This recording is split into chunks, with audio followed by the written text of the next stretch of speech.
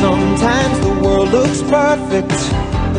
Nothing. Bro, I'm straight up not having a good time.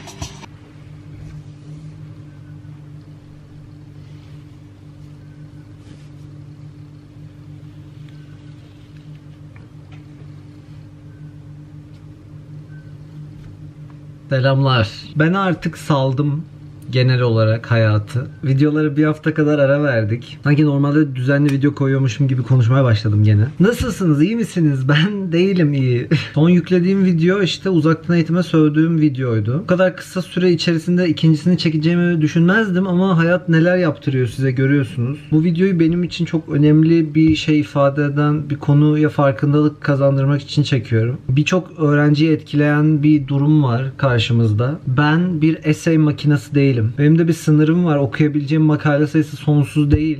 Ben robot değilim. Hiçbir öğrenci robot değildir. Bir tane robot gelin olayı vardı ya. Böyle biraz robot gibi olmuş.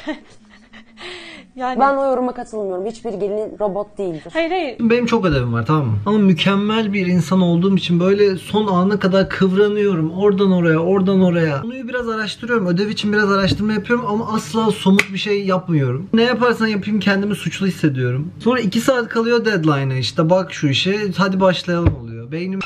Aslında essay'de değil. Essay'in outline'ını yazacağız. İşte thesis statement, topic sentence'ları yazacağız falan. Genel bir şema çıkarmanı istiyor senden. İngilizce hocam YouTube kanalımdan haberdar ha. Çünkü ilk derste sınıfta YouTuber var mı diye sormuştu. True story. Karantinada benim videolarımı izleyecek kadar sıkılmamıştır diye tahmin ediyorum. Procrastination, erteleme hastalığı. Hastalık mı bilmiyorum da bildiğim tek bir şey var. O da tehlikeli bir hal aldı. Evet, ödevimi yaparken konuşmaya devam edeceğim. Çünkü başka türlü gerçekten yetişmeyecek. Şimdi akademik metin falan referans vermen gerekiyor, tamam mı? Citation kuralları falan filan bir sürü bir şeyler var. İlginizi çekmediğini biliyorum bu arada ama yani. Mesela gidip Wikipedia'dan kaynak alamazsın. Yani alırsın da almamalısın. Aldıysan da aldığını belli etmemelisin.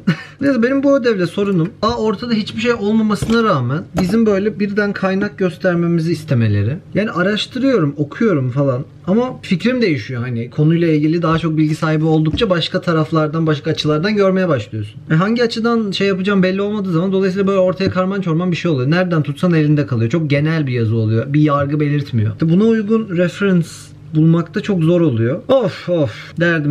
Haklısınız. İyice küfürbaz oldum. Bu video bu kadar bu arada. Yani burada oturup bir süre yakınacağım ve ödevimi yetiştirmeye çalışacağım. Eğer sizin de ödeviniz varsa buyurun beraber yapalım. Başka kaliteli içerik bekliyorsanız çünkü yanlış kanaldasınız. O kadar sosyal etkileşime açım ki ödev yaparken mesela video çekiyorum falan, şu hale bak. Kendi kendime konuşuyorum aslında ama konuşmuyormuş gibi yapıyorum video ayağını falan. Cryonics ne yazmışım? Designed to take advantage of people who are emotionally unstable. Güzel. Ama siz de benim gibisiniz aslında. Vaktinizi boş harcamayı çok seviyorsunuz. Instagram'dan konuştuğum abonelerim de en az benim kadar çünkü dysfunctional hayatlar yaşıyor. O yüzden I'm so proud of this community. I'm so proud of this community. Yanlış şeyi kopyaladım, goddammit. Tanrı falan demişken hayırlı Ramazanlar. Sağlık Bakanımız Minister of Health Fahrettin Koca bugün bir tweet attı. Biliyorum çünkü bildirimlerini açtım. Bu tweet'i gördüğüm zaman biraz delirmiş olabilirim. Buraya bir yere koyacağım zaten. Tweet'te diyor ki biri tuz yerine korona uzatabilir. Bu yüzden hani kalabalık iftar yapmayalım. Sayın Bakanım, ne demek istediğini anlıyorum ve katılıyorum da. Ama bu şekilde mi söylenir ya? Komedi ya. Güldür gül. Evet, sonuç olarak hayırlı Ramazanlar. If cryonics methods. Yok if demeyeyim. Technological advancement. Hayır. Nanotechnology developed and humanity will face the consequences. Havalı oldu, havalı oldu. Outline'ımı yazarken aklıma gelen şeylerden bir tanesi de okulların bir ara açılacak oluşu. Yakın gelecekte olmasa da biz bir ara yeniden okula gidiyor olacağız. Sınavlar olacak falan. Bu beni çok mutlu ediyor. Hayattan vazgeçmememi sağlıyor. Ama tırsıyorum dostlar. O sınavlar, o lablar birer, ikişer, üçer, dörder yaklaşıyor, yaklaşmakta olan. Bende durumlar bildiğiniz gibi zaten şekil A. Tıraş olmayı bıraktım. İlk önce zaten depresyondakiler kişisel hijyenden vazgeçerlermiş. Sonra uyumayı falan bırakırım. Yakında gelen telefonları da açmam.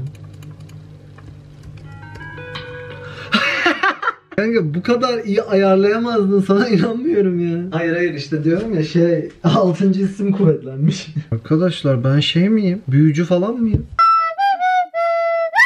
Sonunda ikinci body paragrafına geçtim. Can I get an amen? Geçen gün uyku düzeni hakkında konuşuyorduk ablamla. Ortaya çok enteresan bir hipotez koydum. Şimdi sizinle de paylaşacağım. Şimdi mesela geç yatıyorsun, geç kalkıyorsun, tamam mı? Hani dengemiz şaştı. Sonra bunu düzeltmek için mesela bir gün boyunca uyumayayım en iyisi diyorsun. O günün boşa gidiyor, böyle ölü gibisin falan, ama diyorsun ki en azından normal bir saatte yatacağım. İşte 11'de 12'de falan yatmış oluyorsun ertesi gün. Buraya kadar mükemmel zaten. Ertesi gün böyle çok verimli oluyor. Mantıklı bir saatte uyanıyorsun falan. Kendi kendine diyorsun ki abi uyku düzenimi yeniden kurdum işte. Bu sefer doğru düzgün bir saatte yatacağım. Ertesi gün de böyle devam edecek falan. Ve sonra akşam oluyor. Sen böyle gerçekle yüzleşmek zorunda kalıyorsun. O kadar şey yapmıyoruz ki, enerji harcamıyoruz ki, o kadar yorulmuyoruz ki uykuya ihtiyaç duymuyoruz. Ya uykun gelmiyor hani enerji toplamak için, çünkü yorulmuyorsun. İşte bu yüzden çabalamayı bıraktım. Çünkü birkaç gün denedim ve olmadı. Artık bir gün öğlen 1'de, bir gün akşam 6'da falan uyuyorum. Süper, mükemmel bir denge. Sizin için eğlenceli bir video çekeceğim bu videodan sonra. Daha doğrusu kendim için daha eğlenceli olacak. Hatta belki onu daha önce yayınlayabilirim. Bu adam ne demiş? Bu adam demiş ki fluids used in cryonics, cells of the human organs. Son zamanlarda artan ekran kullanımım sağ olsun. Çok enteresan mecralar keşfediyorum. Mesela Instagram TV çok tuhaf bir evren. Genelde eski ünlülerin kek yaptığı, ne bileyim hamur açtığı falan bir platform haline gelmiş. Ya da böyle hiçbir zaman ünlü olamamış. Ama bunu yani ünlü olabilmek için kan, ter ve gözyaşı dökmüş bu uğurda insanların böyle duyar kastığı videolar var. Bir de çılgınlar gibi sabah rutini çeken bir kıza denk geldim. Swipe ediyorum hani yeni videoya geçeceğim falan böyle. Millet balkonunu yeniliyor. Arda arda bu kıza denk geldim. Ramazan sabah rutinim. Karantina sabah rutinim. Mayıs ayı sabah rutinim. Sonra araya bir gece rutinim giriyor. Sonra tekrar hafta sonu rutinim. Hafta sonu mu var? Etrafına bir bak, her gün hafta sonu. Reference'lara geçtim, yaşasın. En sıkıntılı kısım, çünkü milyonlarca kuralı var. Editörün adını yaz. Dergi adını eğik yaz. Sayfa numarasını yazma falan. Link bırak ama o linkin çalıştığına emin ol mesela. Hocalarım bile benden link istiyor, görüyor musunuz? Bundan kaçışım yok galiba. Artık bildiğiniz üzere yalnız yaşıyorum. Oda arkadaşını bırak, böyle kat arkadaşlarım da kalmadı neredeyse. Genelde uluslararası öğrenciler var, işte ne bileyim Pakistan, İran, Hindistan falan. Onlar da böyle hep beraber takılıyorlar. Bir böyle gruplar. Gerçi bunun karantinayla bir ilgisi olduğunu düşünmüyorum, çünkü okul varken de hep böyle beraber takılırlar genelde. Ama yine de insan bir hay der. Guys, inanamayacaksınız ama sanırım bitti. Ya şimdi birazcık baştan sağma oldu, yalan yok. Ama gidip her ufak detayı da düzeltemem yani. Outline zaten bu sadece. Daha asıl eseye çok var. Ne kadar sorumluluk sahibim ya. Hem videomu çektim, hem ödevimi yaptım. Multitasker king. Don't at me. Bence gayet oldu ya. Outline daha da başka türlü outline yazamam gerçekten. Congratulations.